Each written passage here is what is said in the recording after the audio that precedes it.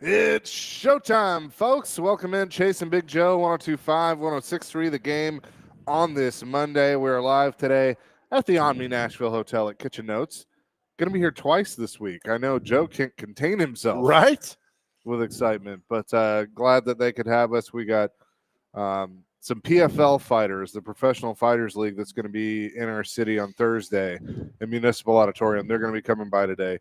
Joe has agreed to stand in between them. I have. We're going to do a weigh-in, and I can't wait for it. No, Yeah. it's funny how massive, popular this league is. Oh, yeah. And they're here Thursday night at Municipal, and so I got 1 million followers on social media. I mean, it's a big deal. People love this stuff. Yes, they do. So they'll be here at 9:30. We'll talk to Brett Kern at 10. Titans will be in mandatory minicamp starting tomorrow. And this will be the last time that all of them are on the field until training camp opens in late July. So here we go, buddy. Get 3 days and then a 6-week break of the abyss, and then football season is truly here. Was that negotiated in the CBA back in 11? The fact that they get 6 weeks off, which is fine. I mean, that's they deserve a vacation season, But I'll never forget. And Jeff Fisher said, and by the way, Coach Fisher is going to be with us when we're here on Thursday for an hour, so we'll be hanging out with him. We can ask him about this. I remember Floyd saying the 6 weeks between the end of OTAs and minicamp to the start of training camp was the longest 6 weeks of his life.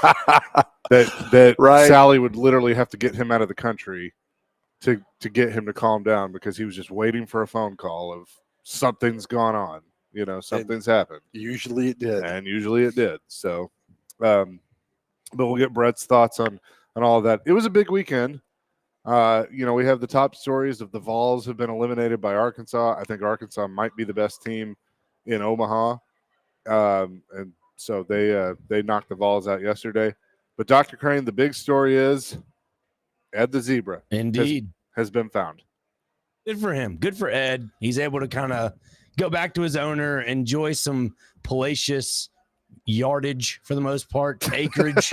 I think, going on this wonderful journey of his through Rutherford County and a few other places, good for him. But, it's time to go back home. It's time to find where home is, where you make it. The look on that zebra's face when they have him picked up. It's amazing. It's one of the best pictures ever. So many memes. I had a meme on you today about that. Yes, off Ed the Zebra. And so safe and sound, it captivated everyone. I mean, it's yesterday when they found out that when I was following Nick Barris, when he posted that the zebra had been caught or captured, whatever. I mean, people love this story. Just took it to another level. And so, well, it's like we talked about when Nick called into the show. That it's a feel good. It's got a happy ending now. Yeah. It's a feel good story, right. And gets us away from all the BS that we have to talk about and hear about on a daily basis. Of this political figure hates this political figure. There's a breakup. There's just it brought us all together. Yeah. So whether you're on what side of the aisle you're on it, we were all like, "Oh, Ed, you got to make this and get it done." So. It was something, but to see all the things that go in with the infrared and the helicopter crew and the snipers on the ground, it's like they're going after Bin Laden again. Goodness. By the way, I haven't brought this up to you yet, but just because I love stirring the pot, I wanted to do a question of the day: the worst celebrity breakups, to see how many people would say Trump and Elon. That would be right. That's all the ruse, brother. Oh, yeah, something like that. But I saw earlier somebody said the CMA Fest is over. It is. So they should all. Somebody said CMA Fest is over. Everybody leaves town at 11. Fumigators arrive at noon. Yeah, that's probably true. Hello. I was here Friday and last night, and look at you. It's a crowd, man. You're like the Brat Pack, man. You're just getting it done. You're around town making appearances. Well, I mean, you and Billy Dean did that set together. He's a good man. By the way, I got so now Bonnaroo's here. Yeah. So I've already got the weather forecast for Bonnaroo. Hot. 3 days, no showers. Dude, talk about a certain smell. Wow. I'm going to be honest with you. And listen, no, if you love going to Bonnaroo, then good on you. Yep. You couldn't pay me. You could not pay me to go. I could if you stayed in the VIP campground, which is behind the main stage. If I have an RV that's air conditioned, right, with a shower, a lock, and a pistol to keep people out, right. I would consider it. But like camping and being around, I mean, I hate big crowds anyway. Right. So like being around, like last night, I'm leaving downtown. I parked here at the Omni, so I pull out. I almost get in a head-on collision because this idiot with his brights on, who's probably drunk, is in the turn lane across Broadway and just zips across and comes into. I'm in the turn lane and basically comes into me. Oh, okay. And almost hit me head on and almost ran over a pedestrian in the process. Like, was just being a complete idiot. Cops get him? No, I don't think so. They may have later. And then people not understanding how a crosswalk works. I mean, people just will dare you. What do you expect? I know, but it's just like, look, I'm in a moving vehicle. Yeah. If you walk in front of me, right, it's Nashville. Right, like nobody knows how to drive. Nobody knows how to do anything here. No, it's none of that. Tonight, Donaldson Pike, they opened the new, like, on and off ramp. It's the butterfly exit where there's no left turns, there's no red lights. Oh yeah. TDOT put a map out like, hey, this is going to happen Monday night. I'm telling you, it's going to be absolute chaos tonight. Yeah, one person was really concerned with your thoughts on very concerned. I'll deal with that idiot later. And I'm thinking, oh, it's easy. I'm like, it's Nashville. It's us. We can't figure out a roundabout. You think we're going to figure out an 8-lane butterfly exit where the hell that is? No. It's going to be chaos tonight. And I'm all here for it. Yeah, I was about to say that goes on with all that stuff. But I'm glad you made it safely home. By the way, Connor says, heard the zebra was at Calhoun's by the river. Up in Knoxville. It made the rounds. It went everywhere. Poor guy. A zebra. I mean, we thought it was all fake last week. Thought it was AI. And the zebra was running down 24. I'm like, this is AI. They've really gotten good at AI now. And then it's not. It's like, this is a real thing. So glad he saved himself. Dr. Crane, how was St. Louis? It was wonderful. I mean, I got to hang out with a lot of my cousins that I haven't seen in roughly a year, and maybe actually 3 years now that I think about it. I thought it was a year, but. So our guy, Sonny Gray, pitched a hell of a game Friday night. An absolute gem. He really did. Saturday, did you see a walk-off? I did. They put Nolan Arenado in at the bottom of the lineup, at bottom of the ninth, and they brought in the left fielder to play that 6.5 role there in between third base and shortstop. Arenado just blooped one into left field. It was beautiful. Who just let out a big sigh? Connor, chill. It's okay. Connor. What are you telling me to chill for? Because I'm your boss. Because I'm your boss. That's why. What, Dr. Crane, did Nani have a good time at the game? She had a wonderful time. I mean, that was the second. Wait, Nani went to the game? She did. Yeah, my mom and dad, my grandmother, and myself. So it was a blast. We sat on third base side right behind the Dodgers dugout, which was an easier ticket to get than the first base side because it was cheaper. But besides that, it was a blast. You got to hang out over at the Hill. Got to go to Missouri Bakery, Volpe's. Got to go to Di Gregorio's. There are a bunch of just little Italian markets. It's like an Italian neighborhood. So I couldn't have been any happier. It was kind of a good reset for myself and got to spend some quality time with people I enjoy. So that picture, is that all of y'all in the beer sleeve or was that another family? I couldn't tell. That might have been another family. Okay. I mean, we were around the 6th, 7th inning. That's when we took some pictures, but that was about it. Dr. Crane, if you could check your text message and work on that, please. We got a little issue here. Sure. Uh-oh. Thank you. But yeah, well, it sounds like it was a good weekend by everybody. It does. Yeah. CMAs was definitely fun. Yeah. I don't know what's going on here in this world. You don't know. It's just somebody behind me and checking around at the beautiful Omni Natural Hotel. Yes, we are. We'll step away a little bit early and come back and do some fun things. Okay. Here on the show. Chasing Big Joe, live at the Omni Nashville Hotel, 102.5, 106.3 The Game.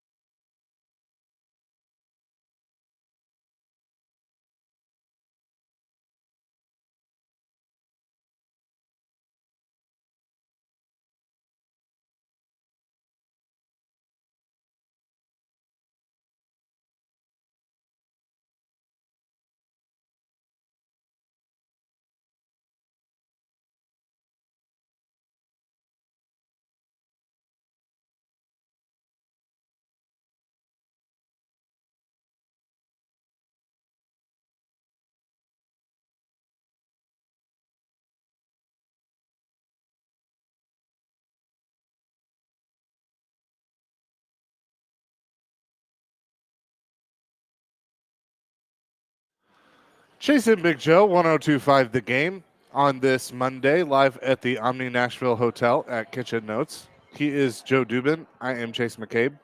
We hope you are having a great day. Hi, everybody. I don't know what I'm doing. Nobody does, man. Anywho, Let me tell you, 41 years ago today, the world was saved by 4 men in New York City. 41 years ago today. And I don't think we owe them enough thanks and gratitude. what would that be? The Ghostbusters, Oh, you're right. 1984. Saved the That's world. true. Such a fantastic Vinkman, movie. I don't remember any of the names. Ray, Egon, Keep going. Vinkman, and Oh, man. what's his last? What's Ernie his name? Hudson? Ernie Hudson. Yep. I can never remember his name. Ray, Egon. Do, Ray, me, Egon. I'll have to. We got one. That's still. We used to use that. And get in trouble for it. God, they hated it. The consultant hated it. The program director hated it, and we loved it. You get so happy. We never got phone calls, and we'd get one. We're like, we got one. And you'd play that sounder. It was beautiful. Stop playing that. No. That was great, man. Winston. Yeah, okay. That's right. Annie Potts. Annie Of Potts. course, was in it. Is Janie. Rick Moranis. What's the bad Sigourney guy? Weaver. He's a bad guy in Die Hard. He's a bad guy in Real Genius. He's the bad guy in Ghostbusters. I forget his name. William Atherton. Yeah, that's it. What was his name? Walter Peck. Walter Peck, yes. Yeah. Shut these machines down. Yeah, there's a few people that kind of make little appearances Yep. that you would know in that movie. Oh, so good. I love them. And they've done all the, I mean, Ghostbusters 2 was fine, Yeah. but then they've done some of the reboots and it's Not like, good. The female cast was brutally bad. Yeah. Bobby Brown was in Ghostbusters too. He was a valet. Had the song. He sure was. Yeah. Too hot to handle, too cold to hold. Call the Ghostbusters and they're in control. Yep. The Ghostbusters are back. But I just love that, like, in the first one, like the first time, like Ray Parker Jr.'s song hits and they come blasting out of the fire station with the siren on. Beautiful. And people are like, "Who the hell are these It's guys?" like, we came, we saw, we kicked its ass. My favorite line. Don't cross the street. Yeah. That's okay. That's okay. The table broke the fall. Such a great line from Bill Murray. The whole thing, man. And that's why, you know, the mean ghost is supposed to be John Belushi. It's an homage to John Belushi. The one in the hallway that's eating all the hot dogs. Slimer? Yeah, that comes after them. Oh, I didn't know that. It's supposed to be an homage to Belushi. Yeah. Oh, that's That's cool. very cool. Was he supposed to be in it? I don't know because it was 3 years after his death. Well, they probably filmed it 2 years after his death. So who knows? Maybe not. One of those things. That's a great argument is like, how would Belushi's career figured out? How would Farley, Yeah. you know, what would he have done? I mean, because that would eventually ran out at some point in time. Then he becomes like, you know, the old neighbor next door, Farley. And then Like, if Candy, Belushi, and Farley had all lived, it's a great question. like who? Well, I mean, the thing is, would they? Because they kind of were each other, so to speak. So, like, if Belushi had lived, would there have been a John Candy? Would there have been a Chris Farley? On and on. I mean, it's how how the would butterfly effect? It is. It was, you know, in Candy with, you know, he was basically Farley Belushi of Canada. He was before Farley, though. It would have been great to see those. I mean, it's just tragic, all those that have done that. But because, you know, Farley had done Beverly Hills Ninja, which was an awful movie. And then he did the Lewis and Clark movie with Matthew Perry. Yeah. That was brutal. It was terrible. So who knows what would have happened on that? Maybe he'd had a comeback like Brandon Fraser did with, well, I guess it was The Whale, that movie. So who knows, man? Yeah, man. It's kind of fun to think about. But if you've never seen Ghostbusters, you should definitely do You that. should. We got one! Yes. That's it. Thank you. That's it. Oh, shoot that thing. So what's new? I don't know, man. Let's just walk the clock. Another 1025 and off the air. Today, to get nothing accomplished. Yeah. Let's do best impressions. All right. Man, I'm not going to do it. Who was that? Yes, man. Marvelous. Marvel's got to go down there, man. All right. So we get obsessed with, OTAs and minicamp. I would assume we're going to see Jeffrey Simmons now. He's going to grace us with his presence. Is he? I mean, it's mandatory minicamp, so I would think he would be there. Got to be there. You get fined. Yeah.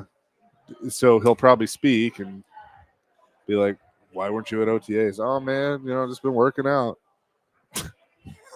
It's like, why weren't you at OTAs? If he said that, if Koharski was like, why weren't you at OTAs? Why weren't you at OTAs? Well, I was. Why weren't you working out? Somebody's listening. Johnny, thank you. You're the best. We were unfortunately robbed of seeing John Candy playing a movie grandpa a few times by now. Yes, we were. His daughter's got a wonderful, it's a Facebook or Instagram page with a lot of dedication to John Candy about, she's like, she wrote a story about, he was just my dad. Yeah. Right. So she doesn't understand all the love and adoration for him. It's like, he was just my dad. He was always there. He was perfect. So it's a really good story that his daughter wrote. Thanks, Johnny. What's your favorite John Candy movie? Uncle Buck's really good, but Planes, Trains, Automobiles is good because everything involved in that. But I love Candy and Stripes. John Candy and Stripes to me was just fantastic. He, he was in like Home Alone, like movies that I grew up watching. So he was like in Home Alone. What was the movie with Blank Check? I think he was a limo driver in Blank Check. Is that right? I'm pretty sure he was. He's in Brewster's Millions with Richard Pryor. Yeah. So there was a lot of those. He was the one is Cool Runnings. Oh, cool. Yeah. Jamaican bobsled. I mean, I'm telling you, that is a vastly underrated movie. It's cute and the Jamaicans, but there's a great story involved in that as well. And it's really, really good. Yeah, it's a great movie. 615-737-1025. How's it going over there, bud? Things good? We're good. We're making it. Making it. So, we own the Toronto Argonauts. All right, Ricky's arguing with me. Did he? Yeah, John Candy did. So we had, when you were out, I had Chris Gaines on, the All-American Vanderbilt linebacker who played for Toronto, won the Grey Cup with them in '91. Talked about Candy as an owner. It was Gretzky, Candy, and I think it was Bruce McNall who owned the LA Kings. Oh, we forgot Spaceballs. He was great. Oh, Spaceballs. They just talked about how great of an owner he was. Like, what do you need? We're going to get for you. What's going on? What do you need? I stayed out of the way, but was concerned about family and people. Like, what a good owner would do. And that's what he was. What am I thinking of that he was in? A limo driver? Yeah, or maybe it was a different. I don't know. Maybe I got him confused. Oh, he was also the security guard in Vacation. Sorry, folks. Park's closed. Oh, Moose out front should have told you. Yes, that's such a great small role. That's iconic. Joe Rex wrote his weight in. Okay. He says Adam Sandler has made more dog bleep movies than anyone in history. It doesn't matter. He's still hilarious and gets work, and the same would have happened for Farley. Also, Belushi really wasn't the same kind of comedian at all as the other two. Because Belushi was smarter and was Belushi in the movie Neighbors was good. What's the other movie he played? Continental Divide was a really good movie, and it wasn't Belushi. Yeah, he wasn't crazy, right? Like he wasn't just Animal House. No, Blues Brothers. And actually, Blues Brothers, he was pretty smart. What a great movie! I mean, what a great movie. Band Blues Brothers is. I have a sign that was. I need to find it and put it back in my kitchen, but it's both of them. It says we're on a mission from God. I mean, it's great. But no, to your point, Rex Road, but Sandler was endearing in a different type of way of Farley. We laughed at Farley. I think we laugh with Sandler. Yeah. I think there's a big difference in all that. But I'm telling you, his last two movies, the Lewis and Clark movie and Beverly Hills Ninja, were terrible. We're not even funny. We're terrible. Sandler's movies have been funny. Yeah. Except for the one where he was the devil. What was that? Little Nicky. Terrible. See, I like that movie. If you look at that movie, I think there's a story. That movie cost the studio more jobs than any other movie ever because that movie made no money, cost so much to make, and made no money. So many, like hundreds of people lost their job because of that movie. Rexler said John Candy was in Blues Brothers. Orange Whips for Everyone. That's right. It was. Yep. Man, he was also in JFK. Remember he was sweating to Kevin Costner. He's like, I don't know what tree you're trying to bark up there. And he's sweating and he's at that New Orleans cafe. It was really good. So good. Coming up next, we've been telling you about a cool event coming to our city. It'll be here Thursday, the Professional Fighters League. The two gentlemen that'll be in the main event, they are here with us. We had this about a month ago, so we'll see how it goes before they square off coming up on Thursday. We'll do that next. Chasing Big Joe live at the Omni Nashville Hotel at Kitchen Notes, 1025, 1063 The Game.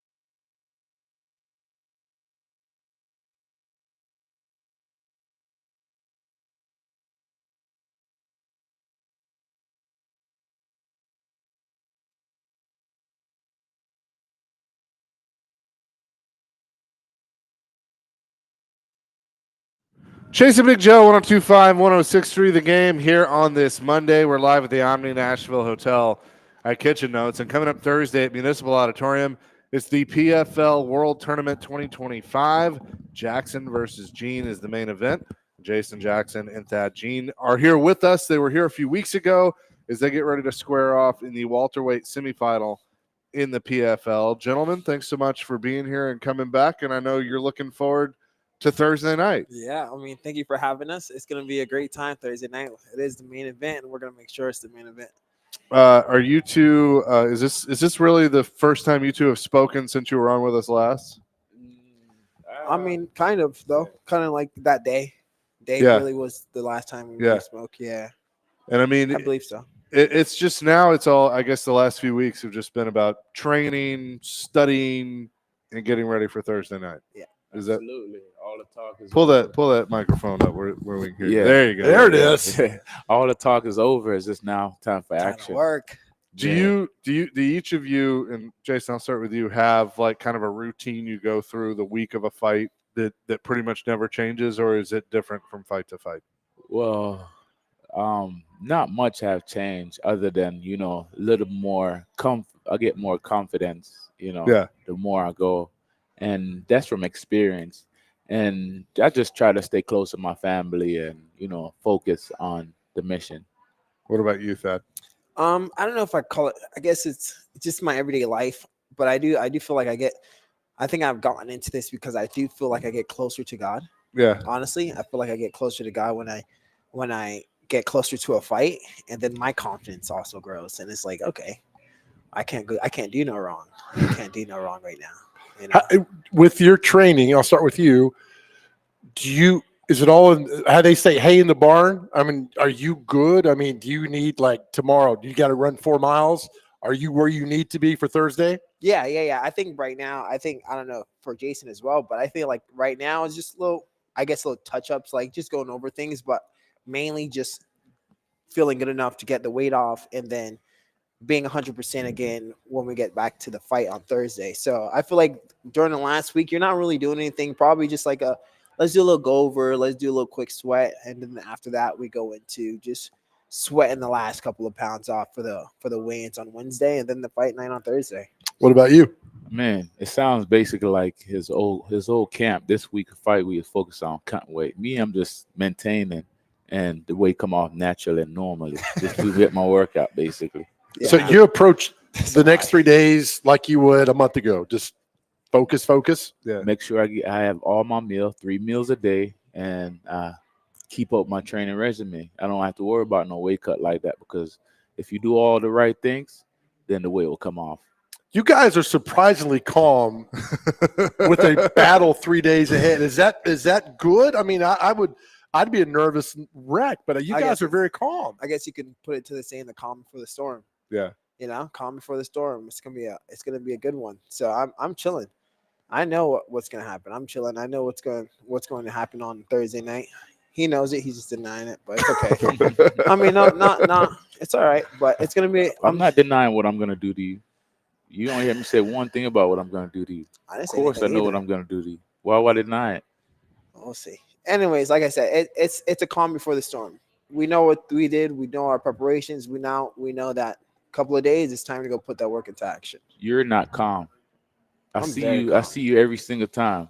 You walk off. You all standoffish by yourself. You're not calm. I can see your energy. I like to avoid situations. when they're Yeah. unnecessary. We know. I'm a professional guy. Yeah. I just don't know what my combatant opponent is gonna want to do. Are you gonna try to do something if I make eye contact with you? Like you're like a little stray dog. When you make eye contact with him, is he gonna get all riled up and roughed up, and I'm gonna have to do something to put him down? Or is he going to be professional? So I just avoid. We know you're not gonna do nothing. Put nobody down. Jason, Mr. Jackson, we'll see. You have not faced nobody like me. I'm telling you right now, you have not faced nobody like me. And It doesn't matter how many fights you've had, how many people you had in the past. You have not faced no one like Thad Gene. And I'm Okay. telling you right now, what you're you gonna have see. to bring to the table? Your loss. Huh? Your loss. I'm asking you a question. What you have to bring to the table? Your loss.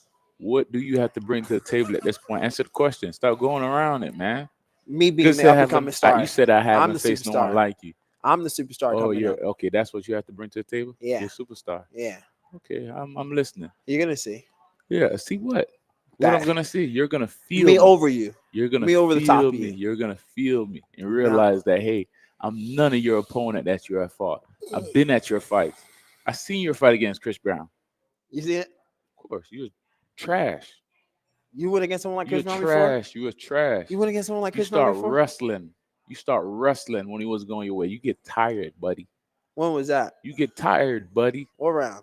What you talking about? The whole round. Hey, That the was first crazy. half, You it didn't comes watch We the get fight, tired. man. You get tired. Come You're on, talking man. about the last I minute of the seen third you. round. No, you start wrestling, buddy. You start wrestling. Why you looking back at Jensen? I was trying to wonder what fight you He watched. can't save you. Why you What looking fight back did at you him? watch? I was there at the Hard Rock, buddy, Brother, and I saw I you watched when, your last I saw when you fight. fought Eric. Andre didn't want to Alaquinta. fight you, I and you saw tried to you take when him you fought down. Eric. I saw you fought Eric Alaquinta. I was there. Were you talking about my fifth pro I fight? was there. Oh, you gonna lose. Come on, Come on, man. Papa. Makes sense. Listen, Don't call me Papa. I'm gonna beat you. You sound. You're a father. You I sound, wanna you call you sound Papa. like I you wanna sound like address one of you them other accordingly. guys. You sound like one of them other guys calling me Papa. What does that mean? Other guy with the A.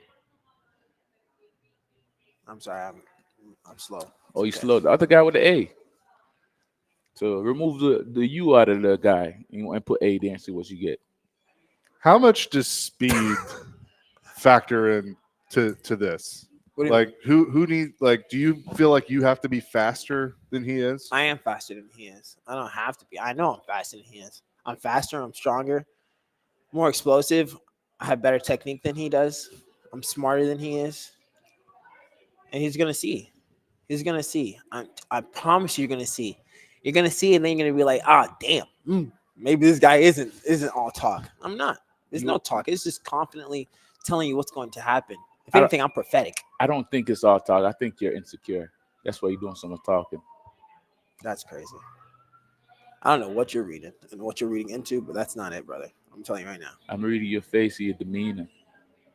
Yeah, go take more classes on reading people. Yeah, right. That's not the one. Right. Yeah, right. I don't want you to. I don't Yeah. want you to read into this incorrectly because that's not it at all, I brother. mean, This is talk from. I'm trying to get it through to you, so I don't feel bad about beating you. You know what I mean?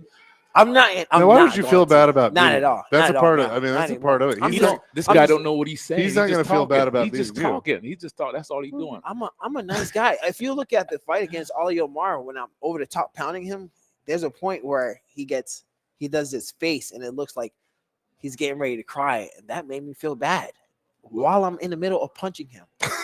You know, it made I've me been feel there. bad. I know that But feeling. I still kept going. It doesn't mean that my emotions. I know what I have to do at the end Who of the that day. is? Who that is? You kept talking about my past Who opponents. that is? I'm You a said past Mario opponent. who? Mario who? Ali Omar. Who that is? Nobody past know who that opponent. guy. But Nobody know who you've that been guy. pointing out my Who past is opponents that? the Who is whole that? time. Who is I'm that? doing it too. Nobody know that. Stop talking about people nobody know that done nothing. That MMA Brother, community. you're a champion from a Yeah. glorified regional scene, From what? Bellator. From where? They do nothing when they go What? into the big leagues. I fought You're guys in the here. UFC. Doesn't- UFC former champion. Who? Ben Henderson. Paul Daly. You want me to keep going names? And you some UFC weathered veteran- again. Now you're weathered. You saying you You hit say harder? UFC you- veterans. You hit harder than Paul Daly? I hit harder than Shut everybody you've gone against. Shut I'm up. telling you, you're gonna feel it. Don't worry Shut about up. it. You're gonna feel it. You just talking out your mouth. I'm Yeah. excited for this now. And Thursday. more Thursday. precise. I hit harder You're and much just more talking precise. out Jason, let me mouth. ask you: do you ever? I'm big in positive visualization, like seeing the outcome in my mind before it happens. Do you do that? Do you see yourself beating him? Absolutely. Every night before I go to bed, I see me beating this man. Is he on a And- dartboard or something? Like you got Like- No, I know. Like I said, I could visualize myself beating Yeah. this man. And to him, he's just talking about standing over me. It's only one way he could see himself beating me, and by swinging wild punches. But I could see me finishing him on the ground, knocking him out, or get my dominant victory.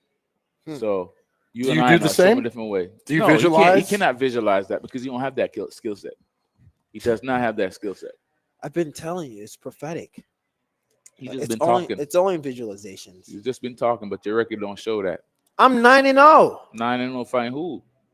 I'm beating you next 10-0. Who You have understand? been I'm fighting? still undefeated. Who you have been fighting? I'm undefeated. You have losses. you're not defeating you have, me. You have losses.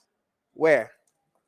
You fought against Where? amateurs. Amateurs. And I have You more, have losses. I have more finish Where? than your whole record. Pro. I have more finish than your It whole doesn't record. matter. So you're gonna. It doesn't be on matter that for what sure. you have. I have more It doesn't finish than your matter. record. You're gonna help me grow my record. That's what you're gonna do. Yeah. You're gonna help me grow my record. This is not what the you first to are. say This that. is what you are. You're a stepping stone for me. And I'm gonna step over you. No, I'm gonna step on you Okay. and then step over you. Tell You yourself understand that? No, I'm telling you that. Right. I'm going to beat you, and I'm Yeah, going to yeah, beat you bad. You think you're underestimating my game because I only have 9 fights, and that's your downfall. I'm telling you right now, you have nothing for me. You have nothing at all. You're slow. Somebody You're please weak. stop this guy. You don't have nothing Somebody for please me. stop this guy. He's getting ahead of himself. Well, all right. So Chase, getting ahead of reset. yourself. Who's our guest? What's going on here? Nothing. We have Jason Jackson, who is fighting Thad Jean in the PFL on Thursday night at Municipal Auditorium. You can still get your tickets for that as they will fight in the welterweight semifinal. And we've had these guys on before. You can certainly hear the talk here as they get ready to go. So weigh-ins are Wednesday. And then that's kind of like when that's done, you're just the next thing you got to worry about is you two locking up Thursday night. Personally, I hydrate, fuel, recover, not really recover, just replenish the body, replenish the muscles, and just meditate and pray. Not to give away a game plan. Meditate and pray. What about him do you have to stop? And you don't have to tell us, but if you want to, like, what about him do you have to stop? It's got to be something. That's a hard That question. mouth. That's a hard question. That's a hard question because you can't stop me. No, it's not a hard You cannot question. stop me. You cannot stop me within yourself. You want to say, you have never faced nobody like me, bro. Yes, I So you can continue on running your mouth. You already processed everything you was gonna say this morning before you come here. You sit in the mirror and you just go over your lines and your bars. So what about you with him? What I have to do? Yeah. What about him do you have to stop? Put him on his back feet and stop all them looping punches that he like to throw and wing in. Looping punches you like to throw. I already see you already working elbows because you know I'm gonna be on top of you. Trust me. Yeah. We know who your striking coach is, bro. Who is he? We know. I don't have to call no name. We know who your strength and conditioning coach is too. Yeah. We know. So you're gonna get tired, buddy. Who are they? You're gonna get tired. That's all you need to know. You're gonna get tired. Mm-hmm. You can't find the answer, You cannot find the answer. That's where you're doing that. You like to talk, but right there you couldn't find the answer. Yeah. Yeah. Keep thinking. I know you're a thinker. No, I'm a flower. You're a thinker. You're gonna overthink everything. Okay. Don't do that. Yeah. Telling you right now. Tell me. That's all you've been doing is talking and telling me. All right. Jason, is a part of the strategy, and especially as someone that is a veteran that has done this for a while, is a part of the strategy. You keep saying that he's going to get tired. Is kind of allowing that to happen, allowing a younger guy maybe wear himself out. Absolutely. Look at him. He's top heavy. He is top heavy. That's why he's here cutting weight and doing all this stuff. That's what his main function right now. It's to cut weight. He's top heavy. He's not saying that. He got a whole bunch of muscle that's somebody gonna put to work. Nobody haven't put that to work yet that he fought against. And he haven't fought no one that's as athletic as I am and have the heart and the determination. And this man keep overlooking that. You don't, I'm telling you, you staring me down like you trying to stare a hole through me. Why? Because you all the way up on that table? You would not do that right now if I'm right in front of your face. You wouldn't do nothing. You wouldn't do nothing. You wouldn't do nothing. You wouldn't do a Nothing. damn You thing. wouldn't do nothing. I will get right in your face and I'll You do it to wouldn't do right a now. damn thing. Right now. You wouldn't do a damn thing. Shut up. Well, I'll You're just teach you that now. far right now. I'll teach you now. You will not do nothing I'll right put now. you a lesson right now. Right now. Little punk, you can't do Right nothing now. to me. I'm All telling right you right now. Right now. Go Just ahead. Stay out of Right this now. shit. Right now. I'll put you down. I promise you won't. You know it. You know it. Don't worry about it. I'm telling you. Gentlemen, Yeah. on that, Yeah. I'm a, You steering the old Chase. through me. You Stay would on, not Chase. do nothing like Yeah. that. You ain't gonna do nothing. listen, brother. Let me tell you something. Yeah. Come Thursday night, Come Thursday night, I'm here. For Thursday night, we talking about come Thursday night. I'm here for professional. Thursday night. Come Oh, Thursday now night, you're a professional. Just a while ago, you on brother. sit me down. What do you want Shut to do? up. What do you want to do? We can do it right now. Let's go. Come on. Come on. let's not do it right now. Okay. Whoa. Yes, let's not Chase, stay out of this. let's not mess up the Omni here. Chase, stay out of this. Oh my God, what's happening here? Go to break. Go to break. All right. Now, go to break. Dr. Crane, get ready. Dr. It's Crane. coming up Thursday night, Municipal Auditorium. Dr. We Crane. look forward to it. Jason Jackson versus Thad Jean in Oh my the gosh. main event. Chasing Big Joe live from the Omni Nashville Hey, Hotel. stop. Dr. Crane, go to break. Dr. Crane, go to break. 1025, Dr. Crane. 1063.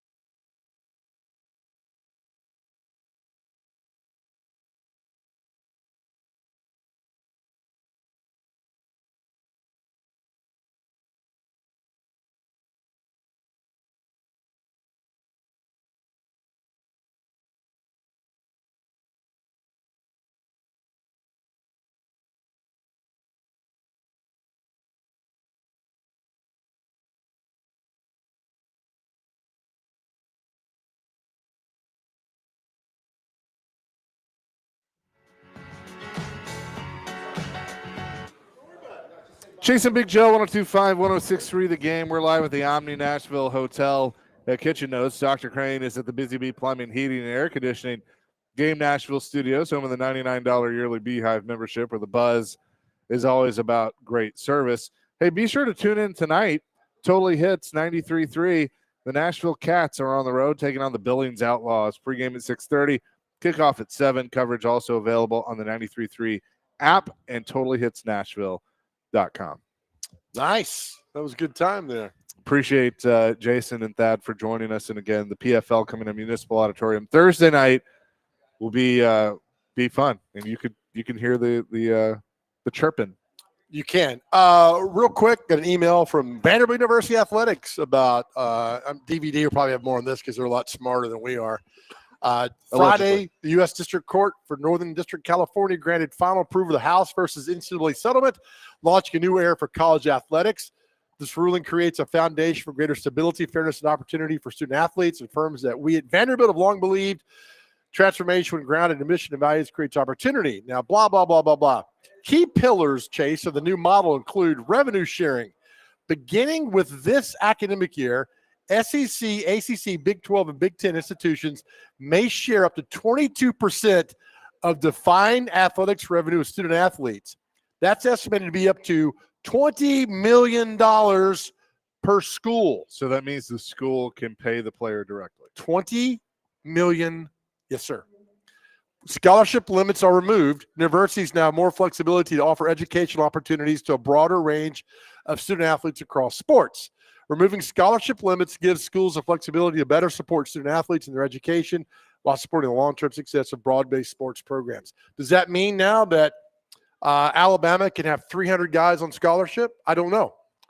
I don't know what this means. So it's one of those things where I feel like it's a positive for the athlete. Yeah. And something that they should have. I feel like this is not a good thing for a mid-major. I totally agree. But if I'm a mid-major, I've got more motivation and fuel to kick the Power Fives or Power Fours ass. Sure. So if I'm MTSU and I'm playing Wisconsin and I got a chance to show the world that I'm as good as you are, you damn better believe I'm going to give it and all. I totally agree with you, and I love that sentiment. But the problem is if I'm a 5-star athlete or a 4-star athlete, and I know that, I mean, the motivation to, even though, we've said like, hey, you could go to an MTSU or whatever and play, whereas, the Alabamas, the big boys are going to get as many of they're going to just stockpile. I mean, this is where you truly have to figure out if you love the game or not. Because if you love the game, you'll go to MTSU and you'll play. And if you're going to pay me worth. $40,000 a month and middle's paying me nothing, I'm going to go where I'm getting. I mean, no offense. That's what I'm saying. If I know, like, if I'm going to get paid $40,000 and not play, then okay. If I actually want to play, yep. then you'll take the NIL money and Now what's going to happen is what happened. Ava, whatever, who moved to UCLA. Pay me more. I'm not playing this weekend unless you pay me more money. Yeah. But it's the Alabama game. I want more money. So now you got this problem of people holding out for more money. It's going to happen. It's just the way it goes. This is a bad, bad thing. I'm sorry. And all the schools are all like, we're embracing this and we lied. Okay. I mean, now it's a whole different dynamic. I mean, John Gruden had a great podcast with the commissioner of the American Athletic. Like, where does this end? Where does it go?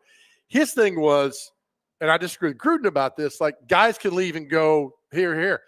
But you know what? So can coaches. How many coaches have left programs after 1 year and gone?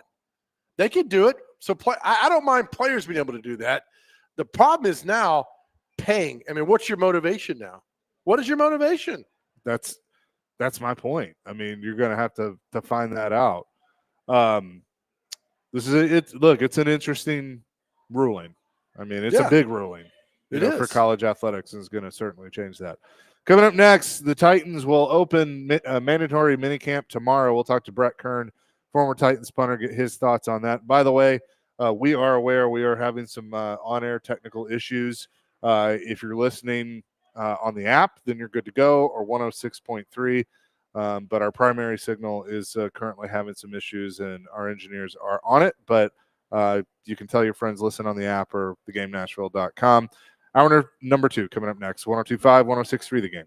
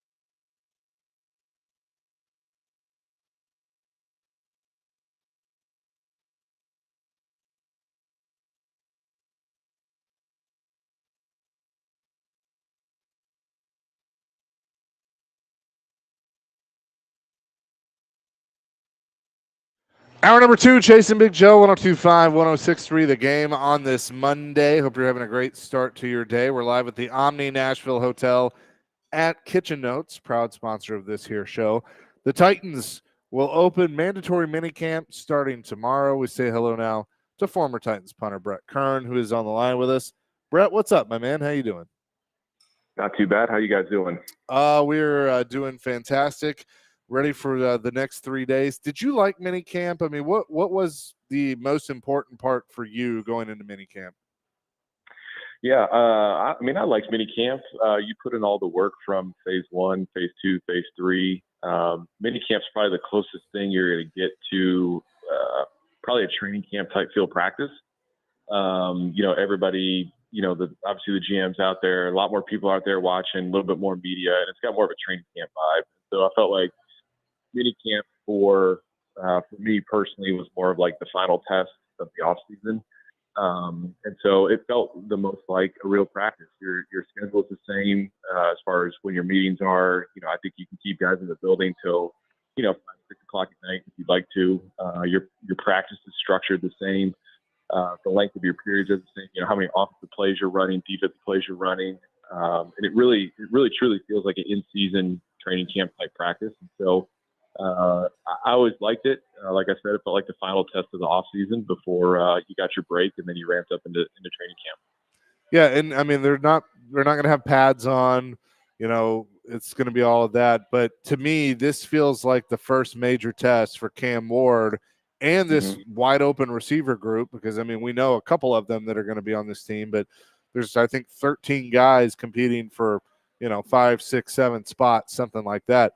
To me, this is really going to be the first step towards getting that cohesiveness together. Yeah, and I know there's not really a depth chart per se. I think it's unofficial if they even release one or if they even have to. I'm not really sure on the rules and all that stuff, but just the way your practice is structured now, I think you can probably have a 2-hour practice, if not a little bit more. And so, phase 3, even a little bit of phase 2, you can work in the quote unquote 1, 2, 3, 4s, however you want to do that, right? Because you're not necessarily together. You might be separate for a lot of things, but when you get to the mini camp practices, all of a sudden now it shrinks down to, hey, 1s are up, 2s are up, and that's it. And you move on to the next period. And then it might be 1s and 2s again. You move on to the next period, right? And so you can you don't want to really look into it too much or read into it too much yet. But you kind of get an idea of, okay, these are the guys that are working with the 1s. These are the guys with the 2s, and who's kind of getting the most reps and maybe who's getting left out as just an early indicator of kind of maybe how the off season went. Well, and I would think too, Brett Kern is with us, former Titans punter, that you would be looking, who's going to help you on teams, who can, and it's more than just a returner. I mean, you're looking for the whole special teams unit. Oh, 100%. I mean, once the season rolls around in season, right, we had our special teams practices, as far as our periods that we were doing things. And then, a lot of times once those were done, if I went over there with Baronis or Suckup, Brinkley or Morgan Cox, right, the specialist, we'd kind of go over to the other field and just kind of work on some smaller things, some smaller details, right? But like once you get, phase 3, especially when you kind of do a little bit more, and then obviously mini camp, we weren't doing that. I was watching practice. I was watching different drills, watching guys, because you see how they work in a special teams period, right? You see how they're working in punt and the effort they're giving and if they're able to do it. So then you kind of you go over to these other periods in practice and you start rooting for your guys that you kind of want to be on special teams. So I did that a lot during, obviously mini camp and then training camp, just because you want to get a feel of like, hey, who's getting these reps? When are they getting these reps? Do they have a good chance of making the team? Maybe not. Like, do they need a pretty big preseason to make it? There's all these different factors that go into it. But, from a special teams perspective, like you kind of got your guys, right? You see how they're performing and you want them to succeed.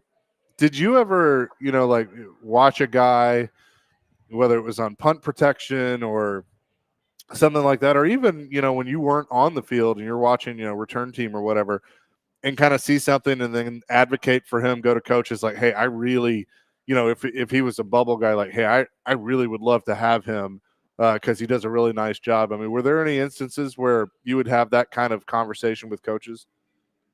Yeah, I mean, we'd have conversations. I don't know if I'd necessarily, go pitch for somebody because that's the coach's decision. I'm not going to meddle in all that kind of stuff because I really don't know what's going on offensively or defensively. Sure. Like for me, somebody might, that looked like a really great route. And then the next thing you know, they're getting yelled at because they were a yard off the depth on running their route. And you're like, dang, all right, well, that's not good, right? But I do remember, having conversations, especially with gunners, and more importantly, guys that could, down the punt on those plus 50s. And so I distinctly remember, Nick Westbrook-Akine and seeing him in practice and like the hands that he had. And then all of a sudden, they put him on special teams as a gunner. And, we're working the inside the 20 drill, where I'm just really hitting these flip-flop balls. Johnny Hector's probably doing the exact same thing. You're hitting these balls to a certain spot, to a certain location, and they're learning how they bounce, which ways it'll kick left, which ways it'll kick right. And the guys that are able to identify that, of when to catch it, when to let it bounce. And Nick, I remember having a really good instinct of it. And I remember having a conversation with Aquaman. I was like, look, I don't know what's going on offensively with him, but man, I tell you what, for plus 50 punts going to my left, which 98% of my plus 50 punts were going to my left. So that was very crucial to have that left gunner, like, to be the guy, right? Somebody that I really trusted in. And I remember having that conversation with Hawk, like, man, if this guy can make the team, like, can you please have him as the left gunner? He's like, man, I totally agree with you. So that's, a one conversation I definitely remember. But it's important. It's huge. The more you can do, the better chance you have to make the team. Talking to Brett Kern on the Chase and Big Joe show. All right, so last year, Brett, Will Levis had this thing where, hey, come with me, some nice locale, we'll throw passes for 6 weeks. So if Cam Ward does this or Will Levis does this, who do you go? Which camp do you go to? Are you saying if like Will Levis goes to Ensworth and Cam Ward goes to Father Ryan, which one are you going to? Yes. Which one do you pick? Has that ever happened before? I hope not, and I hope it doesn't happen this time. You come up with some of these crazy what if questions, don't you, man? He loves those. I do. I get the workouts. I understand all that. I mean, would it be one where Cam and Will say, together, let's get all the receivers? I think it'd be great for the team. Let's go to some place for a week and just get together and throw the ball. I think it'd be fantastic. Well, I could see it. Will Levis is like, hey, guys, we're going to Father Ryan, Monday, Wednesday, Friday. And then Cam's like, yeah, we're going to go to 30A. We're going to go throw a 30A. I'm at 30A. Like, oh, hey, we're going to go to Baja Mar in the Bahamas. That's where I'm throwing at now. And there's some big competition of, which spot you want to bring all the receivers. But I think it's great. I remember a couple years, a lot of the guys would stay in town. They'd do a little bit of travel here and there, but there'd always be a time where, hey, we're throwing Monday, Tuesday, Thursday, and then, I might come on a Tuesday, Thursday because some of the receivers wanted to catch punts, right? And you kind of had like a mini practice, just not at the facility. So I would assume that those guys will get together because it's extremely important, with this group of guys, obviously with Cam, hopefully being the ringleader of it, get these receivers together just to be able to throw, communicate routes, communicate situations, with certain routes against certain coverages and all that kind of stuff. So hopefully they can get together. I would assume they would, whether it's locally or somewhere else, maybe in Florida, but where they can get together and work so that they're ready for camp. Is it okay for Cam for a week or two, Brett, in your opinion, to step away from football? Because you got to figure he's been going full throttle since last August. Regular season, 100%. All-season workouts.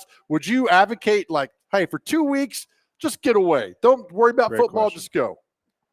Yeah, I would say at least a week.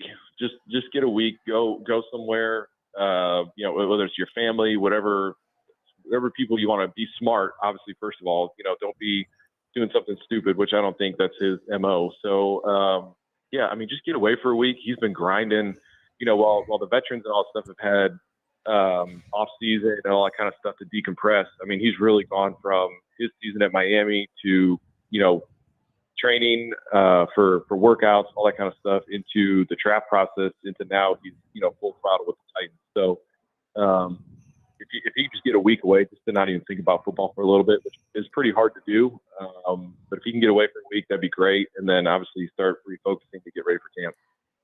Brett Kern is with us. Did you, we saw in Hard Knocks a few years ago, I think it was, who's the quarterback? That his wife was like calling out plays or formations or stuff, and he'd have to like know what the play was. Did you ever go through things like that? I know it's a little different, for a quarterback and a punter, but did you ever like have your wife call things out so you would know formations and all that? It would be simple for her because mine was like punt left or punt right. But no, I mean, my wife and I have been together since college, and I do recall, we went to the University of Toledo, which, winters are not great up there. And I remember, trying to get space to kick and punt in the wintertime, and there was a golf dome, the South Toledo Golf Dome, which closed at 9:00. It didn't have any heat, nothing like that. And so they said, hey, you can come after, everybody's done hitting golf balls, and, the dome's yours for a half hour. And she would come with me, and sometimes she would throw snaps to me. Sometimes she would just go, retrieve the balls and stuff like that. But she would come and kind of help out any way that she could. And, she's been obviously a huge support system for me, obviously in college since we've been together, obviously through the NFL. So, not necessarily play calling out or anything like that, but she's definitely been a huge blessing and a huge support system. Did you ever yell at her for having a low snap to you? Like, come on! No, absolutely not. No. She's got an arm. Like we met on an intramural softball field. Like, so I wasn't really concerned about her, throwing any ducks or anything like that. Like, I mean, those things were pretty tight spirals right on the spot. So. Have you ever yelled at a long snapper during a game? No. No, really? No, I'm not a big, like, for me, I could maybe challenge somebody in a certain way, but I'm not going to yell at somebody just because, like, I've never long snapped in the NFL. I don't know how hard it is to do that. I don't know how hard it is to be a gunner or how hard it is to be wide receiver. Like, I've never done it before. And the level that they're doing it at is obviously the best in the world. And so I'm not going to yell at somebody to say, hey, you need to do your job better, or why isn't it like this or this, right?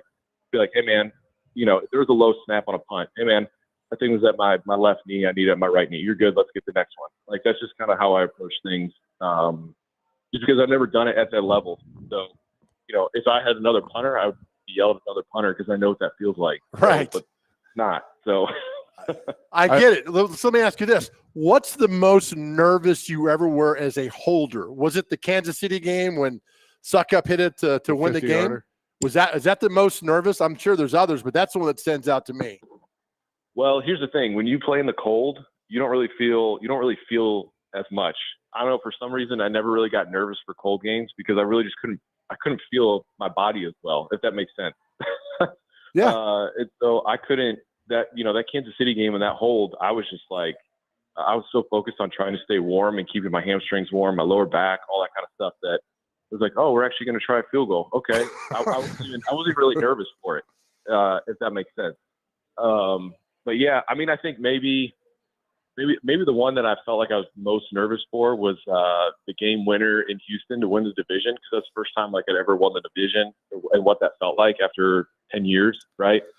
And I remember, I don't think it was the COVID year, so there's Gostkowski wasn't kicking, and there was just a lot going on. I remember I was at home. Oh yeah, what was that guy's name? I was in protocol, so I had no reps. Like, our first reps were in Houston and warm-ups. And so, yeah, I just remember, I think that one was probably the most nervous. Besides my rookie year, first preseason game, my first ever NFL hold, take that one away. That was probably one that I can remember for sure. So this would have been like January of 2021. That sounds right. But I know we were in Houston. Yeah. What was that? Sam Sloman. That guy. Sam Sloman. That's right. Sam Sloman. That kicks a 37-yard field goal to win it. Yeah, because Gostkowski was in protocol because something for COVID, and then I was around him for a certain amount of length in the Green Bay Packers locker room the week before, so then I got put in a protocol. So I couldn't even show up to work the whole week. And then Ock was like, yeah, Sam Sloman's our kicker. And I was like, well, when am I going to get rest with him? Like, well, I guess Houston in warm-ups. So that was that. So it worked out. Brett, I think the Mattis, the only time I've seen you really yell was you questioning the refs about that damn crosswire when you were with Philadelphia, that wire across the field. I was mad because that punt felt so good. And you're in an NFC Championship game, right? It's not like you're playing, Sunday at noon and there's 800, games going on at the same time. Like, I mean, that's a big game. Everybody's watching, and I hit that thing so good, and that thing just, it looked awful after it hit the wire. I was so mad. I was so mad because they added another wire. So normally there's only one cross wire for the camera, and then they added a second one, another cross wire on top of that. So the normal one was lower than what it used to be or what it should have been. So it was just, there were wires everywhere, and yeah, it was just a lot. So I was pretty heated. I definitely do get upset at officials because they usually mismark my ball when it goes out of bounds. So that's hey, it's okay. They deserve it. That's Brett, right. Appreciate it. Appreciate it as always. We will talk next week. Yes, sounds good. We'll see y'all. Brett Kern, former Titans punter, joining us here on the program. Yeah, I remember this game now because history was also made in that game. Was Sam Sloman? Yeah, Derrick Henry crossed the 2,000-yard mark. Oh, okay. 250. 34 carries, 250 yards, 2 touchdowns. And then 10 receptions, 151 yards, and a touch for A.J. Brown. I think that put him over 1,000. God, think about that. I know. I got depressed. A.J. Brown. And yep. Him and Julio, if would not have been hurt. That 19 team. It just. Was that the Julio year? No, that was. Julio came in 21. But I'm thinking if you go back to the 19 when all that was 2020. Rolling. Yeah, 2020. Oh, Corey Davis. This was Corey Davis. Because Corey Davis missed 1,000 yards by he was just 20 something. Well, the 21 team, and with Julio came here and AJ and Derek, and now you look at where it is now. Yeah. How quickly things turn around. Yep. It blows your mind. The NFL stands for not for long. Well, especially with this franchise, it goes on. I got a stat for you coming back about Super Bowls and time. It's pretty fascinating. Chasing Big Joe live today from the Omni Nashville Hotel at Kitchen Notes. We are presented by the Omni Nashville Hotel on 102.5 1063 The Game. What are you crying for?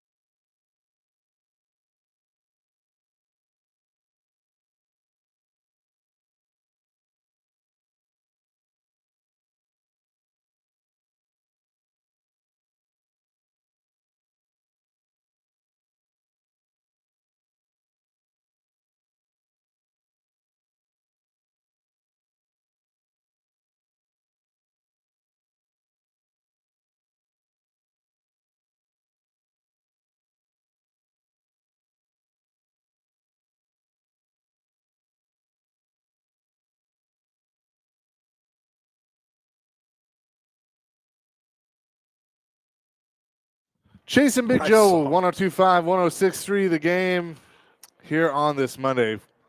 That's a good one. 615-737-1025 is our phone and text line, driven by WilsonCountyHyundai.com. Big Joe, you said you have a stat. I do. This just shows you how bad the AFC South is. Truly one of the worst divisions in all of sports: hockey, baseball, football, basketball.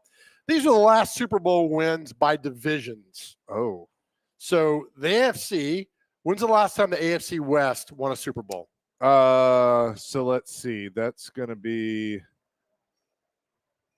well, the Chiefs. So In 2 years ago. 23. 23. The AFC East, when's the last time they won a Super Bowl? So the East is Pittsburgh. No. Who else in the East? The Patriots. So they're probably the last one What year? in 16? 2018. 18? The AFC North, when's the last time a team from the AFC North won a Super Bowl? Baltimore in 08? 2012. 12? NFC East, when's the last time a team from the NFC East won the Super Bowl?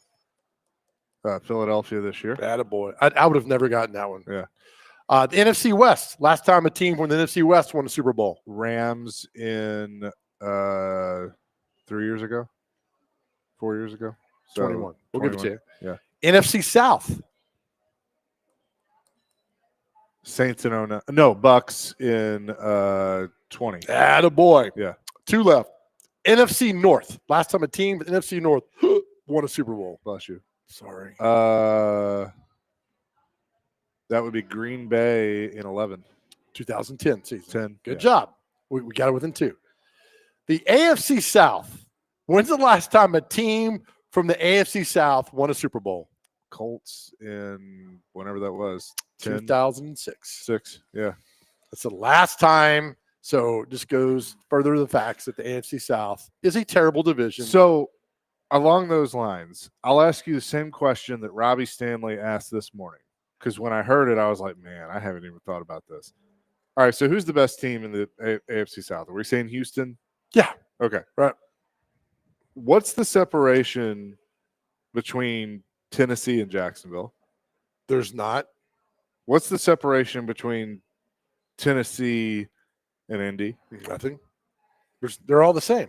I don't even think there's much of a separation between the Titans and Houston, to be honest with you. They got a good quarterback, pretty good defense. But, I mean, is it fair to say that Cam Ward could potentially be the second best quarterback in the division? No. I don't think Trevor Lawrence is. I've seen Cam Ward not play a single down in the National Football League. Right. Let's stop that. I know. You love the what-if game. I'm just saying I don't think it's that far of a stretch. Now, Lawrence could have a bounce-back year. You know, Liam Cohen's there. They turn that offense around. And then, you know, it's Stroud and Lawrence competing. Right. I don't think Indy has a quarterback.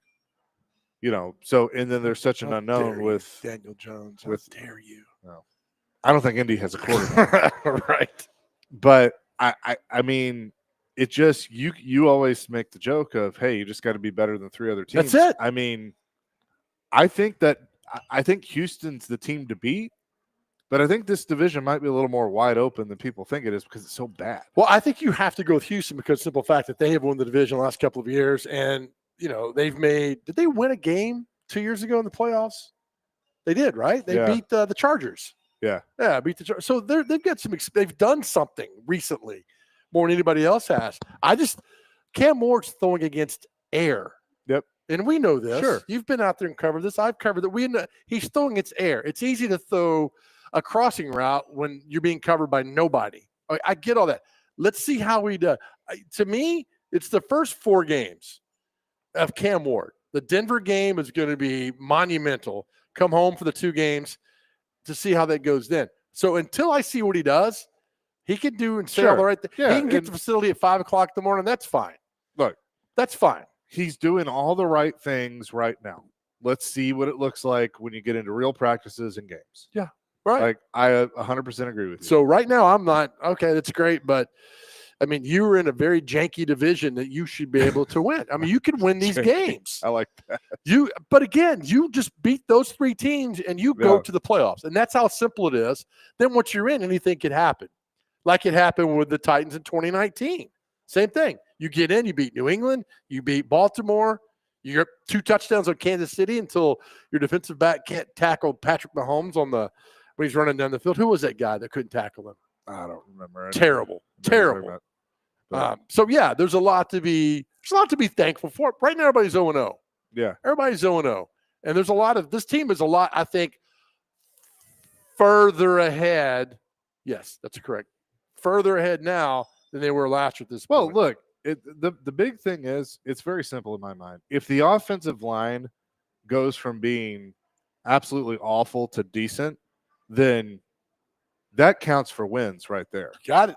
I mean, Good chance. like right there, because you have a run game that people don't want to think about and acknowledge because it's not Derrick Henry, but you do have a run game in Tony Pollard. If you keep that up and then find a couple of good receivers, then all of a sudden you're in a better place. Now, you're not Super Bowl worthy, you're probably not even playoff worthy, but you're showing signs of improvement, and that's what Titans fans need to hope for. That's all they need to hope for in that first game in Denver. Go out there. I mean, it'd be great if they win that first game on the road in Denver. It would just open up so many great things. Oh, well, I mean, if they go and win in Denver, and especially like if he has a rookie debut anywhere close to what Mariota did, I mean, Titans fans are buying Super Bowl tickets. Get it, man. That's right. Clay wants to weigh in on the Titans. Hello, Clay. Boys, I hear we had some issues this morning to start the show. We don't know what you're talking about. We're okay. I have no clue what you're talking about. Big Joe, how was your weekend? It was good. A little upset that the Vols lost in the Super Regional. Now, wait a minute. There it is. Chase, yes, we're sir. Vanderbilt fans. Is Big Joe a Tennessee fan? Here's the deal, Clay. One of my dearest and bestest and close friends, his son is a pitcher on the Tennessee baseball team. So I root for the Vols because of him. He's probably going to get drafted this year, so I no longer will root for Tennessee baseball. It's personal to me. Okay. Well, I told Nick that we would talk. I told Nick that we would talk Titans until we're talking about the Titans. So, what do you? I mean, seriously, what do y'all think? If y'all were to go down their schedule, let's say, how many wins do you think the Titans have this year? I still right now, Clay, say they're a 5-win football team until they show me something different. Bingo. So 5-12 is the ceiling. Yeah, for me, I mean, look, it's not a hard schedule by any means. It's not an easy schedule, but it's not the worst in the league.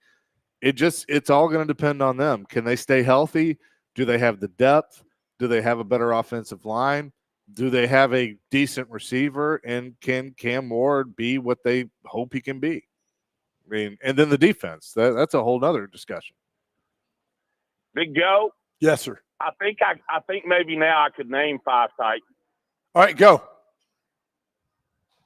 Tony Pollard, Will Levis, Cam Ward, Jeffrey Simmons, Sweat. I don't know his first name. Tavondre. Yeah, that's 5. Yep. All right, give me one more. Let's always do one better. One more. Yep. Okay. Spears, the running back. There you go. See, okay. man, you can do anything you put your mind to, Clay. Good job, Clay. Boys, stay hungry this week. Maybe donuts coming at some point. We'll see. Don't you dare tease we me like with that. Thank you, Clay. See you, boys. Appreciate you.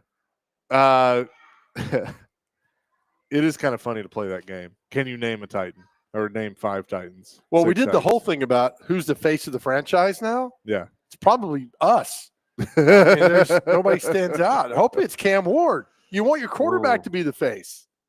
615-737-1025. It is Chase and Big Joe here on this Monday. We're at the Omni Nashville Hotel.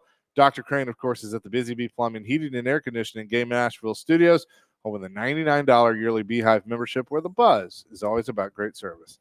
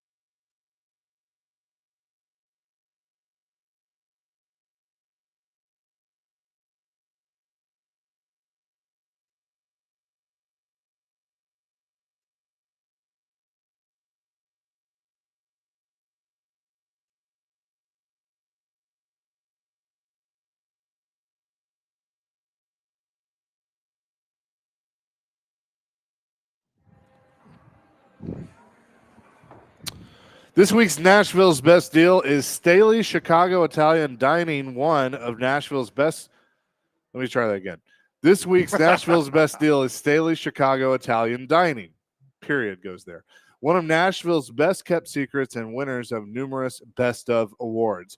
Enjoy authentic Italian beef sandwiches, Vienna Chicago dogs, and the best gyros south of Chicago. Get half off a $20 gift card now while supplies last at theGameNashville.com/deals. Well done. 75 days out from the start of college football season, 75 days. Chaser, who's the best number 75 of all time? Oh, wow. All time. Was Howie Long 75? My man, Howie Long. Yeah. So there's a list out about the top from 0 to 99, the best players in the National Football League with that.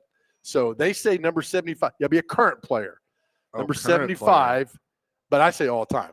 But as Brian O'Neill, tackle for the Minnesota Vikings, they say he's the best number 75 currently in the game of football.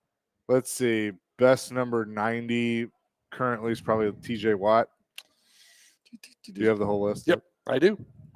Let's don't ruin the countdown up forward. Let's go backward. Like the best, they said the best number 85 is right now. Yep, Kittle. You Chaser. The best 87. He's dating your girlfriend. Oh, Kelsey. Yep. The best 88 off your favorite football team. Oh, I almost said Des Bryant. He used to wear 88. CD. There you go. 89 is a guy that we all think should be here in Nashville playing for the Titans. The best 89. His name is an alliteration. Oh, now I'm just confused myself. You did that when you were 13. Thank you. 89 tight end, probably from University of Georgia. Oh, Brock Bowers. That a boy. Yeah. Best number 95. He demanded a contract or be traded. Chris Jones. No.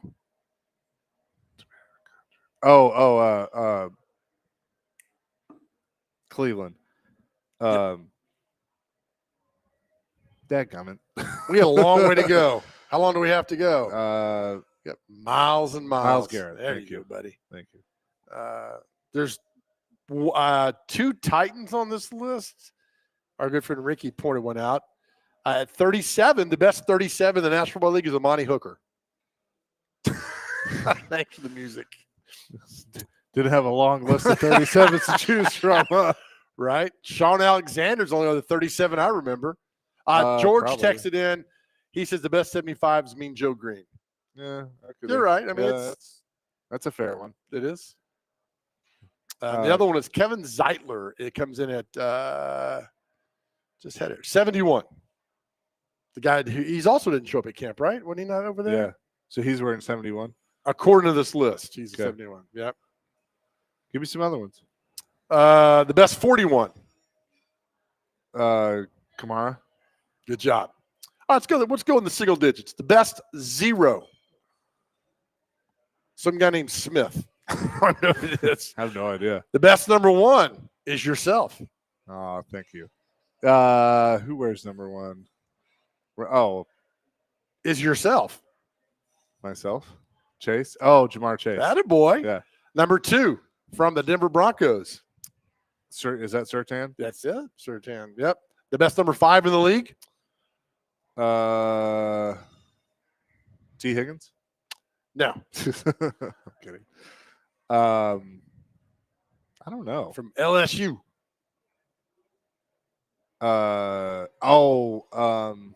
Safety. Nope. Or corner. Quarterback. Oh, Jaden Daniels. Attaboy. Yeah. Number 6.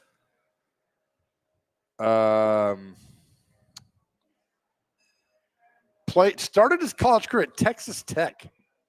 Oh, Baker. Attaboy. Number 7. Running back. 7. University of Texas. Running back? Mm-hmm. I'm stumped on that one. Is it Bijan Robinson? Oh, okay. Number 8. Troy Aikman. Mariota. I don't know. Lamar Jackson. Lamar. Yeah. Number 9. Another Heisman Trophy winner from LSU. That would be one Joe Burrow. Joe Burrow.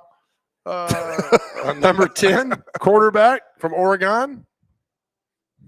Oh, Bo Nix. Nope. Quarterback From Oregon. Where's number 10? Yep. Justin Herbert for the Chargers. Oh yeah. Number 11. I forgot about him. Right? Off your favorite football team. From Penn State. Him.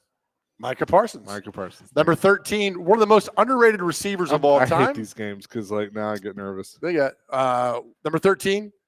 No number 12? I don't know who this guy is. Who is Number it? 12. Collins, 12. Oh. I guess he plays for Atlanta. I don't know. 13, though. He's in the Hall of Fame before your little DeAndre Hopkins guy is. Tampa Bay. Mike Evans. Attaboy. Number 15. 15. He beat out Baker Mayfield at Texas Tech. Oh, Pat Mahomes. Number 16. We had him first. Goff. Yeah. Thank you, Jeff. Number 7. Now, number 17 is funny because there's a video out there when this guy was drafted that the fan base, they said so many F-bombs they had to be bleeped out. Number 17. And this guy's turned out to be is going to be a Hall of Fame quarterback. Quarterback. Who wears 17? Oh, I don't know. Josh Allen. Josh Allen. Duh. All right. And one more. Best receiver in football, also from LSU. Number 18. Jefferson. Attaboy, Chaser. Jefferson. Tomorrow we do 19 through 30. Welcome to June. Right. We're on the Chasing Big Joe show. We actually have OTAs tomorrow, or mini camp tomorrow, so that'll be fun. Coming up next, we'll tell you what day it is and celebrity birthdays. It's Chasing Big Joe on a Monday at the Omni. 102.5, 106.3 The Game.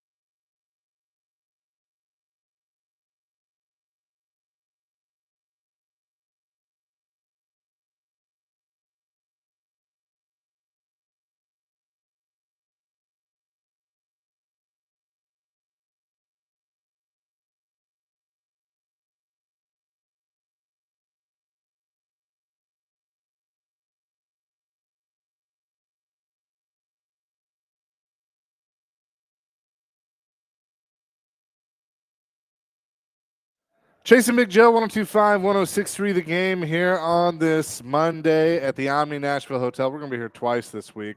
Very excited about that.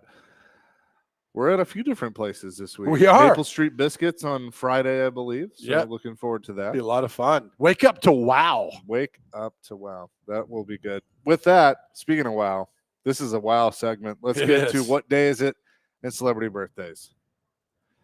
And, of course, it is presented by Jarrett Companies, Inc. Their commercial plumbing and HVAC divisions cover all refrigeration, service, and maintenance needs. JarrettCompaniesInc.com, above and beyond industry standards. Dr. Crane? All right. Short list today, gentlemen. Donald Duck Day is today. Going Love very Donald Duck. Disney-oriented. Following that is International Dark and Stormy Day. It looks like a nice, delicious adult beverage.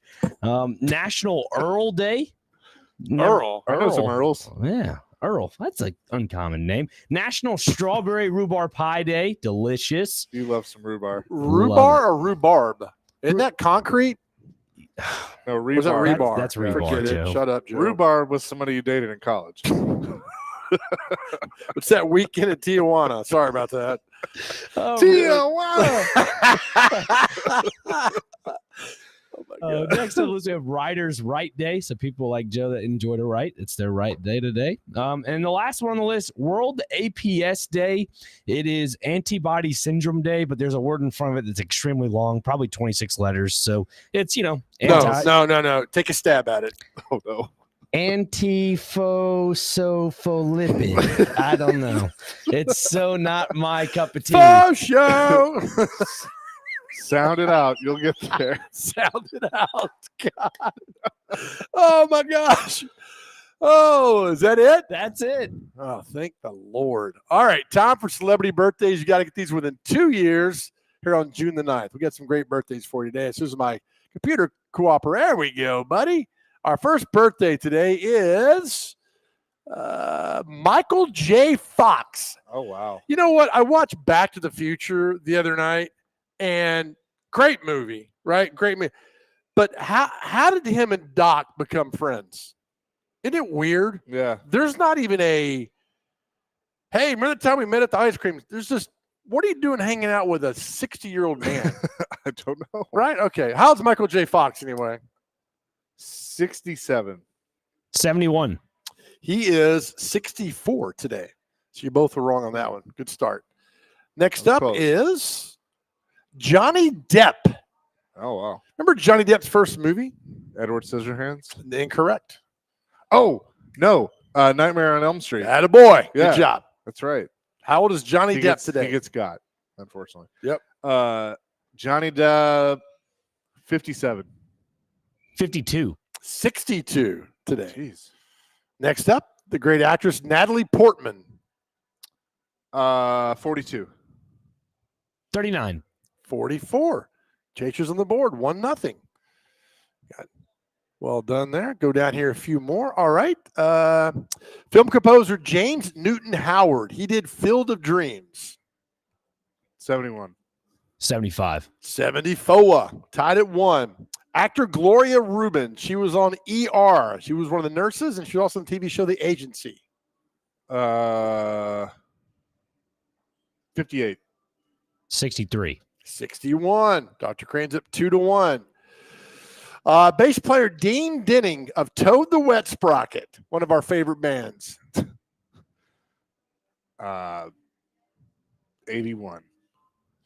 88. 58. Gosh. Bass player Dean Felber of Hootie and the Blowfish. By the way, we talked about this. Don't call Darius Hootie. He'll get mad at you. Don't call him Blowfish either. No, really gets mad at you. I don't know. 58. 63. 58 exactly. No. I love when Chase acts like he doesn't know. He does. He's up 3-2. Singer Jamie Daly of Daly and Vincent. Very good bluegrass act. 64. 65. 50. So we're down to 4 last birthdays. Dick Vitale. Today is the legendary basketball broadcaster, Dick Vitale. 82. 84. 86. We're tied at 3. Oh, wow. One of my favorite baseball players of all time, Dave Parker.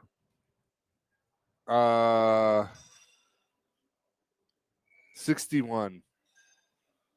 67. 74. Tied at 3, down to 2 left. DeMarco Farr won a Super Bowl with the Rams against the Titans. Was on TV for a while. Yeah. 55. 59. 54. We go to our last one. Chase is up 4-3. You guys have some of the best birthday games. Down to the wire again. Our last birthday, Teddy Bruschi. Arizona Cardinal, New England Patriot on ESPN. I like Teddy Bruschi. How old's Teddy Bruschi for the win? I think he is 56. 55. He's 52. Dr. Crane, you could have tied at the buzzer. 52. You didn't get it done. Chase I almost wins. said 54. Hey, man, this isn't a game of almost, right? Life is not almost. It's decisions. Actually, life is a lot. It's decisions. 4-3, Chase I disagree wins. with you on that. Is a Celebrity game of almost. Birthdays brought to you by Jarrett Companies, Inc. That is going to do it for us today from the Omni. Yeah, thank you guys for listening. As always, we end every show with our message to the men out there. If you're struggling and going through something, on your cell phone, you could dial 988. You could call or text. Somebody's always there. I have used that before. Please use it. Talk to somebody. Of course, we're here for you always. You can reach out to myself, Chase, Dr. Crane.